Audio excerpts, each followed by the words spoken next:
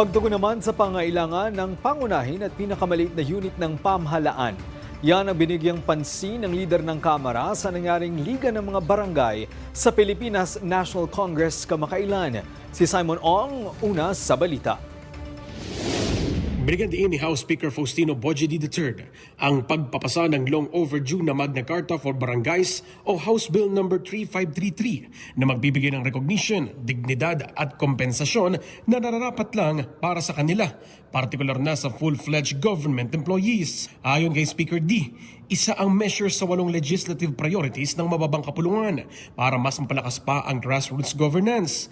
Kikilalanin ng Magna Carta for Barangays bilang regular government employees ang lahat ng barangay officials. Makakakuha din sila ng fixed salaries, full benefits at retirement security.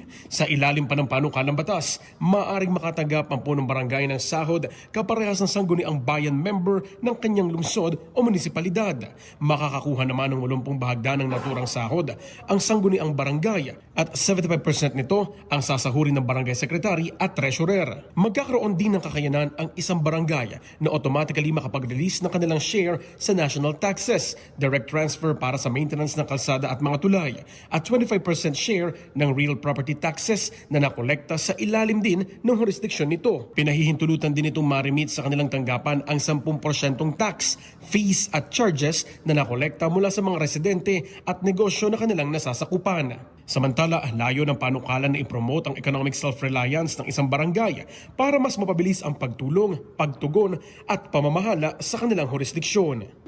Nauuna sa mga balitang totoo at laging bago, Simon Ong, alauna sa balita, Congress TV.